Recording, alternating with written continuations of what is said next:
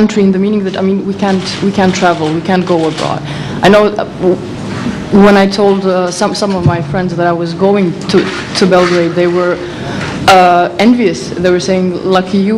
I have a lot of friends that would like to come here, and to other countries as well. So I think this is also one of the barriers, because there aren't enough jobs being created in Kosovo, and I'm sure it's the same here. And I think that exchange with both Serbia and other countries as well would be beneficial to that. I mean, there are young people going studying abroad. There are these exchange visits, but I just wish this would be more intense, because we have these problems with travel. We can only go to, I think, 4 or 5 countries. How many? Without visas. Maybe cultural exchange and cooperation is one of the answers to this problem. Perhaps, maybe in the future. So far, there haven't been any cultural cooperation. One thing that I want to mention is that I think in 2005 there was. You all know about DocuFest, the International Documentary and Short Film Festival, which is held in Pristina. Every year is the most successful festival in Kosovo, and it's in August. And I'm not sure if it's 2004 or 2005. The winner of one of the winners of the festival is Boris Mitic with his movie Beautiful Diana. And an interesting thing is that in the jury, one of the jury members that selected him as a winner is the leader of Vetvendosie, Albin Kurti, and an artist, Albanian artist who lives in New York, Slay Jaffa. And there was some questioning, why you selecting, why did you pick a Serbian? But in the end, it was the quality of the movie that won. It didn't really depend, because back in Kosovo, we don't really care if it's from Serbia, it has to be quality arts production. What about cultural production in Kosovo? What's the financial situation? Do you have enough money to do? Well, before it was better. Before it was very exotic for all the grantees and the foundations to support the arts. And unfortunately, back then, the cultural managers were not in big number. There are a few more now, but before there wasn't. So artists or actors or musicians had to take the responsibility of writing project proposals and apply. But now we get less money. The Ministry of Culture tries, but it's, I think, less than 1% of the state budget. But they try. Their policy is to support as much project as they can with little funds. But I think what they're doing now, they're slowly trying to write cultural policies and strategies to slowly join the European cultural policies somehow. Well, in the future, I hope there will be collaboration in cultural field, because I think it's important to kind of take another, not a political way of talking to one another. I just talked to Ana Adamovic, who is an artist from Belgrade. I just met her this morning, and we were discussing a possibility of having this joint project, but maybe next year.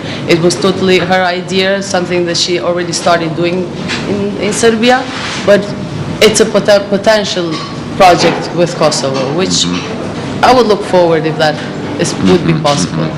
The book fair was very impressive. I actually enjoyed it quite a lot.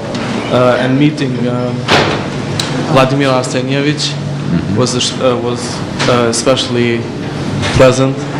And listening to him speak about publishing and trying to publish in the Balkans, trying to publish even Albanian authors. I thought that was very interesting. But what he told us is that there are two Kosovar writers. One is B92 and Javdet Bayrak, who he knows them, and because of their friendship, he took their material and published it. we were talking about the way they make it public, how they promote it, and who buys the things. But all in all, I think these are the two only Kosovar writers who are published in Serbia. People from Serbia, how well do you know what's going on in Pristina and in Kosovo? Do you visit some websites, web pages? Do you have contacts with your peers from Kosovo? Are you interested in what's going on in Kosovo? Well, I have a lot of friends there, so I think I'm in daily connection with them. I mean, through the Facebook and mails and Skype. So I know almost everything that is going on there, because I think it's very important that we know, because their daily life is similar to ours. I mean, they're studying, they have problems with their boyfriends or girlfriends, so it's the same thing. But I think that if young people look a little bit more on websites of Kosovo's website, they will see that. We had a chance to see each other in Sarajevo, for example. On Sarajevo, it was in the International Theatre Festival last year, and there were a lot of people from Kosovo there together with us. So we had a chance to discuss about those topics. And communication is much more easier if you have the possibility to have a Facebook profile or Skype or MSN or any other medium which has, if you have internet approach, it's really, really easy nowadays. Well, I try to speak to my friends from Kosovo as more as I can. Unfortunately, right now that's not too often. But when you ask the question, do you know what's happening in Kosovo? Nothing much different than what is going on in Serbia. I mean, it's the same problems. Poor education, someone's looking for a job, someone lost their job, stuff like that. But when people, I can speak for my friends and my surroundings, so to say, when they think about Kosovo, it's like Kosovo is not from this earth. I mean, it's like far away, what's going on in Kosovo, how is in Kosovo. Same is here, but not much different. Well, what's the best way to break those prejudices? We all have some stereotypes and prejudices about each other. I think the first thing we should do is stop thinking about Serbs and Albanians, and we should start talking or thinking in the way how to cooperate to make things better. But I mean, like it or not, we are predetermined to live with each other, not one beside each other, but together. So we have the same problems, we have the same region we live in, we should work together, solve those problems together. It's much easier. Bestart, you wanted to say something.